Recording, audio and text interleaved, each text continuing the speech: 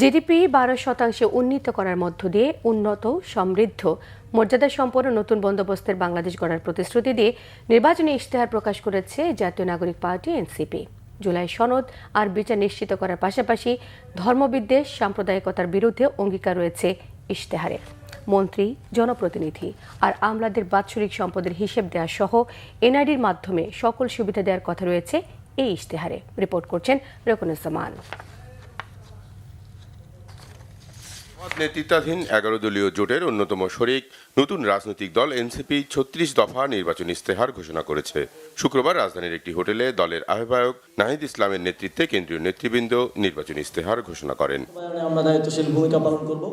ইশতেহারে গুরুত্ব পেয়েছে নতুন বাংলাদেশ গড়ার পরিকল্পনা, জুলাই সনদ বাস্তবায়ন আর বিচারের প্রতিশ্রুতি। দলটির মুখপাত্রের দাবি, শিক্ষা, স্বাস্থ্য, কৃষি খাতকে অগ্রাধিকার দেওয়া হয়েছে।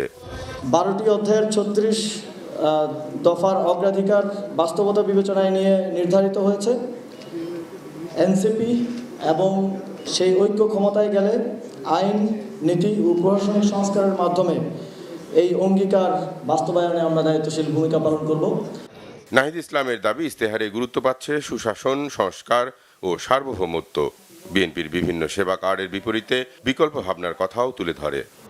এখন তো ইশতেহারে কার্ডের রাজনীতি চলতেছে, অমুক কার্ড তমুক কার্ড। আমরা বলতেছি যে একটা ইউনিক কার্ড আমাদের দরকার, নাগরিক কার্ড, যেখানে এনআইডি যেটা আমরা সেটাকেই একটা নাগরিক কার্ড হিসেবে, যেখানে আমার সব ধরনের সুযোগ সুবিধা সেই একটা কার্ডের মাধ্যমে প্রত্যেকটা নাগরিক পাবে, তার জন্ম থেকে মৃত্যু পর্যন্ত তার একটাই আইডেন্টিটি হওয়া উচিত। আমি যদি আরো 10 রকমের কার্ড করি, সেটা আমার সুযোগ জটিলতা তৈরি করবে অনেক ধরনের। জামাত জোটে যাওয়া এনসিপির বেশ কয়েকজন কেন্দ্রীয় নেতা সহ নারী নেত্রীদের পদত্যাগকে মাথায় রেখে নারীদের নিরাপত্তা, অধিকার ও ক্ষমতায়নে ইশতেহারে 7 দফা অঙ্গীকারের কথা বলা হয়েছে। দীর্ঘ সময় বাংলাদেশে নারী প্রধানমন্ত্রীর শাসনামল আমরা দেখা সত্ত্বেও সেই অর্থে তৃণমূল থেকে উচ্চ পর্যায় পর্যন্ত নারীর ক্ষমতায়ন, তার থেকেও বেশি করে বলতে গেলে নারীর নিরাপত্তা এবং অধিকারের যে নিশ্চয়তা, সেটা পরিপূর্ণভাবে কখনোই দেখা যায়নি। প্রবাসী কল্যাণে বিশেষ পদক্ষেপ নেয়ার অঙ্গীকারও রয়েছে এনসিপির ইশতেহারে। রকুনুজ্জামান, বাংলাভিশন, ঢাকা।